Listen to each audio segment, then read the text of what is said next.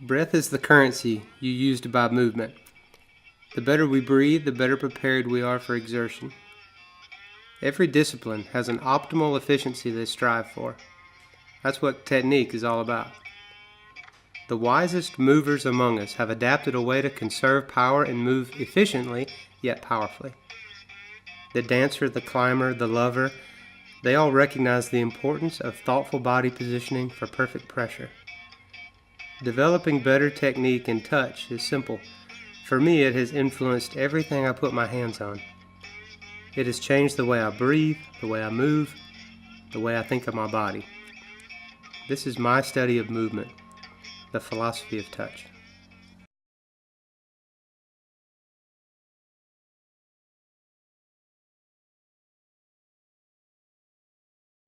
All right, guys. Today, it's March 18th, and it's a gorgeous day down here at the Gulf. This is my buddy Jeremy Tomley, and Jeremy's an interesting cat. I'm going to let him tell you a little bit about his story, but what this month's webinar is about. It's actually about collagen, piezoelectricity, and movement, and how being in touch with nature is probably the missing piece for most people's recipe, and understanding how to train your body in order to get it to the next level of health. Why don't you tell them a little bit about yourself? Tell them kind of how we met and kind of just even what we were talking about before we started this. All right. Like you said, I'm Jeremy Tomley from Hattiesburg, Mississippi. I met Jack because I was interested in finding somebody who was thinking way outside the box and could help me with my cystic fibrosis. I do a lot of rock climbing, and I have a sculpture business. I do really big steel art. And when he says really big, you guys need to understand, we're talking about really big. The biggest piece has been like 33 feet tall, but it weighed 11,000 pounds, a monster. So sculpture is really important to me. Climbing is super important, but breathing is really it's my passion. It's my most expensive hobby. It's what drives me to surround myself with greatness, really. Just people that are inspiring and make me want to go and do and see things. Jack kind of showed me a new lens to see CF through and really to see movement through. I love yoga, I love all that kind of stuff, and the study of movement kind of became an obsession for me. I started noticing that breath was the currency that I bought my movement with. And then I began to refine it, and I could see that movement didn't just end with isolation, like back when I used to lift weights and think, oh, today I'll work my biceps. Well, it's not about a bicep or back meat or some kind of crazy muscle that you're going to grow. It's not isolation. It is really the progression of muscles working together and that movement that all happens. Coherence is the word you're looking for, is how everything works together in perfect unison. Because that's, when you think about a rock climber, at least what I do, is some of the stuff that you get yourself into up there, you absolutely have to have total control over just about every muscle in your body. And I'd be the first one to admit, I don't have that. I mean, before we started this webinar, Jeremy had me do some simple maneuvers for him that were a little bit difficult for me, and it's because his muscles, his collagen, the water in his body are actually in tune with Lady Evolution and Mother Earth, because that's what he does. He just came back from Venezuela from a whole month, correct? Yeah, we were exploring up there. There's a series of mountains called Tepuis. And we were on top of one called Ayam Tepui, where Angel Falls is. We were exploring new rock that's up there. Or it's not new; it's extremely old. But to the climbing community, it's new. It's gorgeous sandstone. And while I was up there, I knew that Jack and I wanted to have this talk, not just at Starbucks. We were actually going to film it and actually kind of like try to share some of the madness that we talk about. But so let me catch up to speed. Some of my strange little thoughts I think about. So every discipline has its most efficient way to move. They call it technique. Whether it's a rock climber or somebody who's playing the piano or a guy with a guitar or a boxer. It doesn't matter how much force, but there is a perfect pressure involved. And whenever you're a climber, say for example, the perfect pressure might be a dead point. That means you reach for a hold, you don't reach past it, you reach to it with a perfect amount of pressure, and it's easy on your skin, it's easy on your muscles because you're only using just enough energy to get there, and then you stop exactly on the hold. It takes technique, it takes training. Sometimes you have to obsess or memorize or really work that problem or that route a lot to be able to dead point the moves perfectly and conserve a lot of energy. Well, dead point is just it's a phrase climbers use, but whether you're a boxer or a piano player, there is a phrase or there is a flow that you get into where you have maximized your power or your technique, and it's effortless for you. And that's what I hope to get into with breathing and with moving. In fact, I don't even care if I ever become a master climber. I want to become a master mover. I want my body to respond whenever I ask it to do something with the perfect touch. And I can practice that. Everybody can. But do we? Take, for example, every time I shake somebody's hand, if I anticipate who it is that I'm going to shake their hand, I can tailor the force that will be applied. Everybody knows what it's like to shake somebody's hand and to be all gimpy and that limp fish thing. We know that's gross, and that what does that tell you about the person? You know, you can use your imagination. But what it tells me immediately is that they did not tailor their touch for me. They tried to use a one-size-fits-all generic approach to that one thing that we can truly give each other physically, and that's touch. So the interesting thing too about what he's saying that you guys should really know from a I wouldn't say neurosurgical perspective, but a neurologic one, is everything that becomes us, the information in us, comes through sensation. So our brain and our collagen, our bones, everything in our body, just like Jeremy said before when he's climbing up on the rocks, he is teaching his body something about nature. Well, same thing happens right before we started filming this. We went back to back, and him and I were talking about, you know, his perspective and my perspective on the same movement. And this is what we're talking about now. The neurologic system takes all sensation, internalizes it, and then sends it out through the whole system. The big difference is, guys like me, probably most of the people listening to this, we don't hone our bodies to understand that not only is there energy and information in those movements that we can store, he does that. He does that all the time. And not only that, he's able to harness it and then use it to help him overcome a disease that has a low redox potential. And that, to me, is the critical point that I want you guys to all understand, is he can do things that someone with 2 good lungs can't do. And that's a problem. That's a problem for all of us. And I think when you begin to understand how to hone, in other words, for him to be able to do what he can do, we need to learn that from him, from his experiences. Because I told him this not more than 10 minutes ago. This is ingrained into his DNA because that's how he's always lived his life. And I found it ironic when him and I became friends that I saw his climbing and I saw his yoga and even his sculpture as a way that he practices this. You know, every different part of your life. You know, it's a part of really who you are. It scales all the way down, you know, to both health and wellness.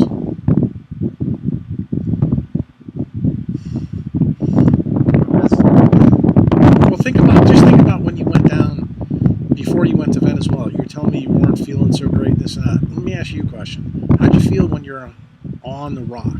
When you were down there and you saw the rock for the first time and you touched the rock?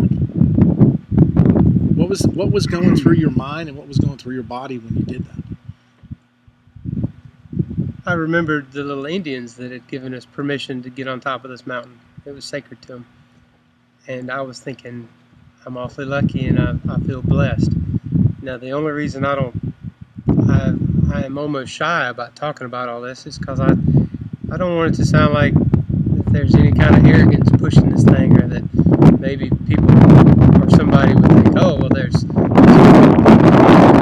and all that kind of stuff takes a lifetime to master. And the yoga classes that I teach and stuff with acro, I try to make sure that people realize that. The same as with climbing, these movements take a lifetime, and although you can practice by how much power or how much force you use to turn on a light switch, or how effortless it is to move things, and how softly you can touch things but still have all the power that your body has, and not have to use it all with every little stroke or with every little touch. I don't know, I guess climbing's really, it's really thought-provoking for me, because I'm always asking myself, should I use more power or should I use just enough? And a kiss is the same way. There's so many things that all, like Jack says, they scale, but everything has a shadow. And it's amazing to me how when you learn to move and you learn to really measure a touch, that it applies to everything. Well, there's something funny I want to bring up, because I know Jeremy didn't hear the sex webinar that we did, but part of the reason I wanted to do this webinar with him is something when him and I were talking, we started talking about sex and movement. And he said to me, he goes, Jack, he goes, when you teach your body how to move, it improves everything. And we started talking about sex. And I started chuckling. I said, it's funny. I did a webinar for my members about this.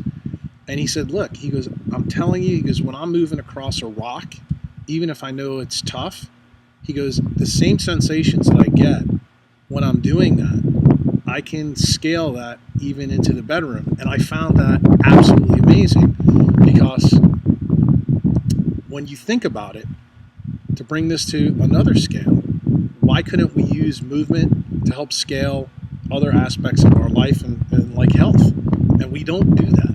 And people don't realize there's this electric phenomenon in collagen called piezoelectric currents, which you guys know about.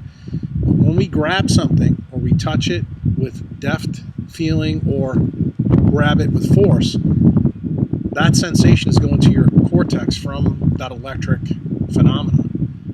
Most people can't understand the physics behind it, but that's actually what happens. The crazy thing is, we need to learn how to harness that. This man here has learned how to harness it and scaling it in different parts of his life, both with his rock climbing, with his girlfriend. When I go over to his place and see him walking on those straps that you've got, in his slackline. Yeah, I mean, it's just amazing to me, the things that he can do. And the reason why I'm amazed by him is because he doesn't see what I see in terms of healing in that. I think we all need to do some of that. And I think it's really important to get someone's perspective like him, because I don't have his perspective. I'm actually completely amazed by his perspective. But when we first started talking about doing this little discussion between him and I wanted to explain to people that there is a scale. And that scale goes everywhere. It goes from a subatomic particle all the way up to galaxies. I mean, you can't get any bigger than that, in terms of the range. And to me, I just find it something that's completely cool. Like you said before, you struggle with your disease with breathing, yet you use movement to improve your breathing. What did you get on my case about here early? Jack, breathe, because you understand that. And you're basically, just from our touch, you knew that I was disconnected in that. And as soon as you said it to me, I got the realization here. In other words, I did not feel it as you felt it, but you made sure that I knew about it. So that I learned something just by sitting down there, back to back, about movement. And has it already gotten me thinking? Yeah, it actually has. About a variety of different things. In terms of how I can use this in different disease processes. Because you remember when you made the comment, you said, Jack, the problem with modern life is that we're afraid to touch each other. And what did I say to you? Well, doctors touch patients all the time, but not in the way that you're talking about. In fact, I think the further I've gone away from my medical training, the less we are. Everything's image based. We're not touching people. We're not doing, the things that we should be doing to get people better. And when you said that to me, it had kind of a profound effect on me, because I was like, when I start examining people's necks for cervical disc herniations or lower back, I need to do some of this kind of stuff. And I'm not trained to do it, but I need to learn how to do that. Maybe by starting, some of the yoga techniques. I don't have to be a yoga master like, you are, but do I think it's something I think that would be important, as in part of the armamentarium of being a surgeon, especially being a surgeon that's in tune, to how nature impacts us. To me, it's important. I think it'll be easy for you, because even though, you're a hell of a talker, you're also a fan. He's also a fantastic listener. And when it's time to touch, there's also a time to be quiet. And when he and I were back to back, the coolest part, when I was talking, he could feel me like reverberating through him. He explained it scientifically, but I just know whenever he's talking, I feel him like all the way through the front of me. And I guess even, it sounds crazy, but even your heart, like everything else that's in you, it knows that you're in close proximity to somebody that you're taking time to touch, and that you want to share something, and whether it's an electromagnetic field or a thought. And you get the same. Let me ask you a question. Since you're trained in doing this, do you get the same sensation when you touch certain people that you do when you're on certain rocks? Have you ever noticed that in terms of nature and people, is there any self-similarity in that, or do you perceive a difference when you do that? I know that's a loaded question, but it just came to me because when I do surgery on people, like I told you today, I did surgery on somebody. I have a bad neck for the last 2 or 3 days, which Jeremy straightened out before we started. When I did that case, I probably won't forget that patient because of how bad I felt when I was doing the surgery. And that's why I'm asking you, do you notice a difference with certain people you meet? You know how most people, when they talk, I think I know what you mean. It's like when you talk to somebody, you kind of know. Remember the first day we met each other in Starbucks? How you came in and how you go. And, there's other times you meet somebody and say, God, that guy's a jackass. I don't want to deal with that guy. Do you have the same sensation, though, when you touch different people or when you climb different rocks? I'm probably too perceptive to touch or to feeling like that. I'm not this is so weird. I wouldn't call myself a touchy-feely person. I'm not saying go overboard. But part of my lung things, I don't have a sense of smell. I have polyps in my sinuses, can't smell anything, nothing. But I do. You can smell good wine, though. But I do have a crazy sense of touch. Like my skin's hypersensitive, so yeah. There's things that there's rocks I'm drawn to because of texture, just like foods. Just like I'm scared of needles. I'm not really scared of needles. I'm scared of some woman or some man who has no mastery of touch, who's coming at me with a sharpened tool about to steal my blood, and that makes me panic. Just like there are times when I climb that I know that I'm involved in something where I'm being trusted, like I'm being allowed to do something. I know. When you say being allowed, are you talking about from the rock's perspective, or your partners? That too. And I was looking today. The word prime mover has been in my mind for a while, so I googled it, and this whole prime mover when relationships to muscle idea, and knowing that if you flex your arm, your bicep would be the prime mover in this way, but the antagonist would be your tricep on the other side that's allowing you to move. Well, I feel like the antagonist to my movement is my lungs, and it's allowing me to move. It's getting out of my way momentarily so that I can perform a function. I don't know what your antagonist is. It might be beliefs, diabetes. It might be your mind. I think it's beliefs. I mean, as soon as you said that about the tricep, immediately that's the main problem. It's people's beliefs of what they can and can't do. I mean, think about when we first met, and when you told me a story about your mom and how all the things she did, her belief got you through your childhood. Now you're a man on your own mission. But would you have been the man you are today without her bucking the beliefs of my profession? You know what I'm saying? And we don't think about beliefs and how they scale. But in my opinion, I think beliefs are huge. I think they're one of the things that we take for granted, and we don't really look at it. And I guarantee you, when you probably have done different rock formations, you probably, I saw some of the stuff on your website, where you're going upside down. I don't know if I'd have the belief, even if I had your skill set, that I could do that, but you do. And, I think it does go to something you said about trust. Do we trust our own beliefs? Do we listen to the doctor in our head? Do we listen to the rock climber that's in all of us? You clearly do. You know that I don't. Yeah, right. Stand against the whole medical profession and defy what they say. My defiance is quiet, and it sounds like a cough, but it continues.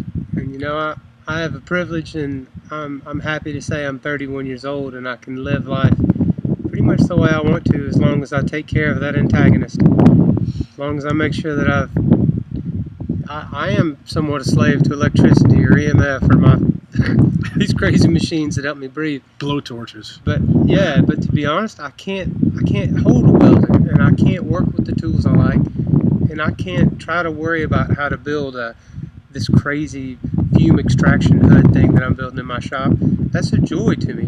I couldn't do any of that stuff if I didn't follow my gut, and right now that tells me to do my treatments, and I don't take a whole lot of medicine. Honestly, I back myself off on a lot of that. Which most people that are listening to this probably don't. Yeah, like they don't realize. If you go and Google cystic fibrosis, you'll see that most of the people who have this are on boatloads of antibiotics, boatloads of pulmonary treatments.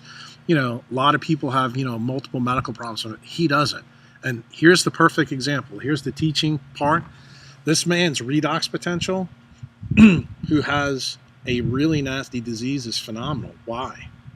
Because of how he lives his life, because of the movement that he does. He's connected to Earth, probably more so than most other people. And I remember saying this to him in Starbucks: 2 hands, 2 feet, sometimes chest, sometimes different parts of your body, right? But you're connected to Mother Earth, just like that tree over there is connected 100% of the time. And I honestly believe, as a scientist, but also as his friend, that is one of the things that's saving his life. And I've told you that. I definitely feel strongest whenever I'm outside climbing, or just outside. But I know that the sun nourishes me. I'd say when I'm in the hospital, I'm normally about 40 to 50% capacity, and being locked up inside is torture.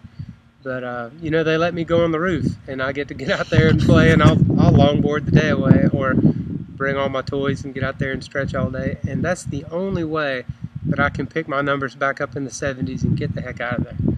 Because just so you guys know, what these numbers he's talking about is all his pulmonary function tests. Yeah. Sadly for me, none of this is intellectual. Every piece of it all applies. So the only way I know to explain it is with my story. I realize it's not going to make sense to everybody, but that's the lens that I see everything through.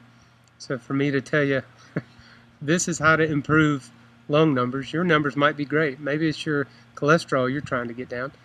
But I can tell you, when you measure each touch, and then you start to measure people, you start to see how much good they can give you, and how much wasted energy you spend on people or things that aren't keep bringing you forward, like that aren't accomplishing anything. That's exactly one of the, I think, the biggest problems that all of us face, no matter what challenges we have, is that there's a lot of wasted energy in our life.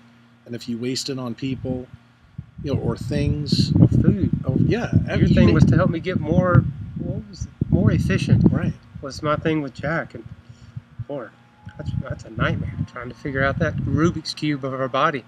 And that's the miracle Jack was trying to help me solve for my puzzle.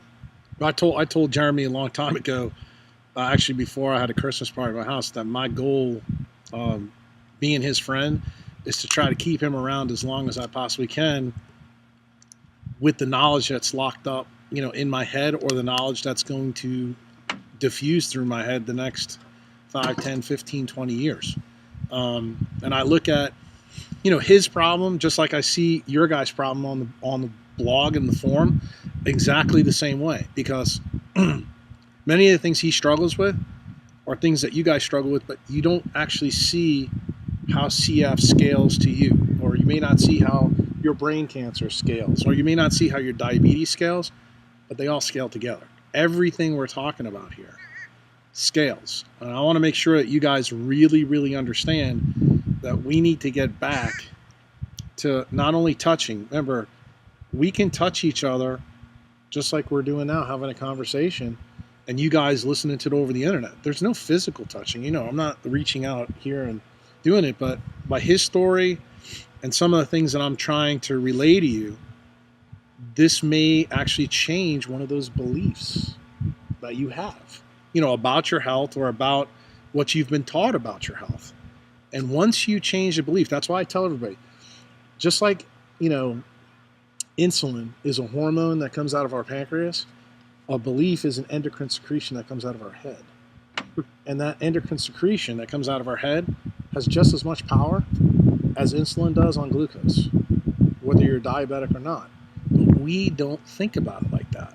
And when I sit down with this man, every time we have a conversation, the reason why I'm drawn to him, why he has a gravity for me, I think we're what I call compliments. I guess the best way, because I know you've been in Venezuela, but people listening to this will understand it. Electrons have, every electron in the world is the same according to physics, but they differ in two things. They differ in energy and they differ in spin.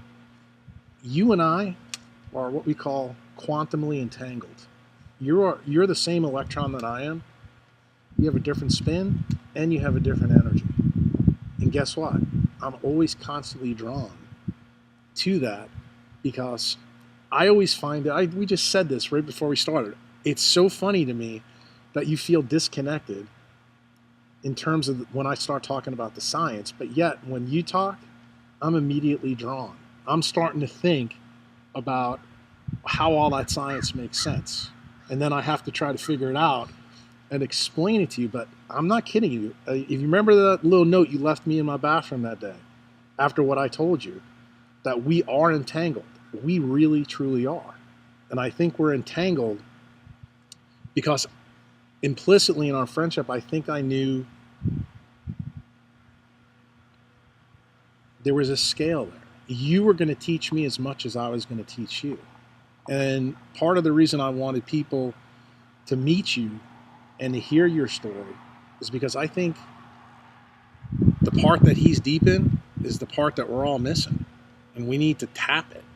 And I don't know if I can scale Jeremy's perspective just like Jeremy can. I mean, he's a different kind of cat, and every time I sit down and talk with him, I really, really, really enjoy it, because it gets me outside of my box. And I need to be outside of my box because I get perspective. I always say, this is probably more of a theologic or maybe a teleologic discussion, but you can never be good without bad. You have to have bad to understand good. And I guess what I'm saying is, when we talk about scales, things that you may not understand or things that I can't understand when you're on the rock, I need to understand that. Like when you touched me and you fixed my shoulder, I had no clue really what you're doing, but I told you, I gave you feedback. So, dude, that initially hurt, and I'm not kidding. The more we've talked here, dude, this feels great.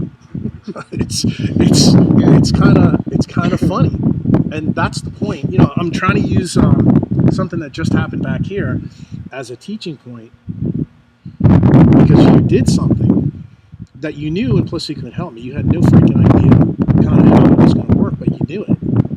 And did I have some reservations? What did you say? I was tight, when you were doing it. You're protecting yourself. Right. And what did you just teach me? I need to learn how to trust a little bit better, even when I don't know all the different little parts. And I think that is probably one of the most important things for people at home to hear, because it's something that I get from you all the time. You know implicitly what you need to do. You don't need me to tell you. You just need me to refine this, that, the other thing, to try something. But you know implicitly what's worked for you for 31 years. I want a piece of it. And I know that you can teach me how to do that. I'm probably going to have to change some of the things that I believe and do, but the belief's already there, because I know what you do is absolutely built into our central nervous system. And I believe that you can control far more than I can with my scalpel, my drugs, my antibiotics, or even in the knowledge in my head. I have to learn, like you said, Jack, I know what kind of pressure to use. You're going to teach me the kind of pressure that I need to use to get the message out to a lot of different people. Because as you said to me earlier, Jack, sometimes the stuff that you talk about is a bit overwhelming and it hurts people's heads. And you're right. And that what that teaches me in your language is I don't have the appropriate touch. Yeah. But it does. I in fact, if you would have sat here and screamed It's not at good me, to tell a brain surgeon he didn't have the appropriate that might have come all the wrong way. I guess the challenge is you're trying to appeal to so many different people, and you're trying to cater to somebody who thinks with their hands, and the whole world operates by what I can feel, and whether it's the frustration I feel because there's no dichotomy between intellect and passion. Like I feel thoughts, like I feel all that stuff. Like that's the only way you can fall in love with an idea or get so sick just thinking about something. it's true. Like that kind of, when you're dealing with somebody who thinks like that, where everything's not just mental gymnastics that don't matter, you end up catering and building a different message. And I guess if I was going to help him to build a message, that would be to be patient. I tried to cut out carbs, and I tried to Jack Kruse myself, and I almost cruised myself right into the hospital because I started dropping weight, and I had some frustrations, and I realized that all of our bodies aren't the same, and I can't just this never was meant to be a one size fits all. He's only sharing his story, and just like I'm sharing mine, I can't expect him to do everything I'm doing or move exactly how I am to be healthy. But you have to scale it to where you are. You said, Yeah. When we started moving earlier, what did you say, Jack? Start where you are, right? Mm-hmm. And that's exactly what you're saying now. And I mean, to me, that's the same message I'm giving the people on the forum too. A lot of people come, and someone who's got fibromyalgia and this, that, and the other thing is going to be totally different than someone who's a performance athlete. Yeah. So you do have to put that in proper context. There's definitely a lot of care that goes into the messages that he's building, and that should give you some comfort. I know it did me. First time I came over actually to his home, I realized, man, this guy, he knows too much for people not to think that he's going to be arrogant somehow if they've never met him. And then after diving into all this, I really felt cared for, and like, man, there's actually something here that he's trying to share, and not just this is not some preacher trying to take my money and make me believe something, some kind of scheme. If I wanted to do that, it'd be easier. Just operate on everybody in the clinic and I'd be fine. But that, honestly, when you say it like that, I know it sounds cynical, but that's how most people are. it's true. Especially when you listen to somebody who doesn't know you that well, and they're telling you all about your electrons. Like, you don't know my electrons. Like, I don't even know my electrons. But it takes some trust, and it's nice to challenge you in any way. But I love challenge. I can't wait to see you do some acro yoga. I think you're gonna like the acrobatic side of yoga. Well, Sandy's gonna freak out. Well, what we just did back here, I have to tell you, he did something where we're back to back and picked me up, and I have to tell you, it felt freaking awesome. But I fought it. I did fight it because it was not something I was used to. And ironically, when I picked you up, that actually felt pretty good to me. And it actually felt kind of natural. And I was paying attention when you were on my back, how relaxed you really were, and how unrelaxed I was. You know, like the antagonist, agonist. When you said that before, I was thinking about, yeah, I was the biceps and you were the triceps in that, Exactly. in that maneuver. And that's what I'm the saying. I scale. learned something by us doing that. I really did. And I think that you have a lot to teach everybody. We need to start thinking about movement completely differently. Most of the people who are going to watch this know about Erwin McClure. I will tell you, I think Jeremy's a little bit more hands-on than that, because he's dealing with something that most other people, I mean, it's so incorporated into his DNA. Everything he does is intuitive. That's probably the best word I can use for you. I actually enjoy talking to you about this because I understand how incredibly important, like when you said before, movement is how you learn the world. Most people watching this say, well, that's something that Helen Keller would say. But you do it with sight, but yet you're still using it. And you know what people don't understand? From the neurosurgeon's perspective, sensation, all our 5 senses, all based on sensation. We don't have any senses that are motor senses. So people don't realize that sensation is truly how we build our reality in our brain. And that reality is how the motor movement is what we do in response to sensation. So the fact that you're recreating your world with sensation, with all your sensations, especially your tactile sensation, to me says gobs, because I know what that's doing to your brain. It's fixing your cortisol level. It's having huge effects on your hippocampus, which is memory and things like that. Those things going to be paid forward in your collagen, to your triple helix, to how good your piezoelectric current is, all the shit that you don't want to hear about. Yes. And the more you do it, the higher your redox potential goes up. You said something earlier, even in this webinar, we're sitting out on a beautiful day here.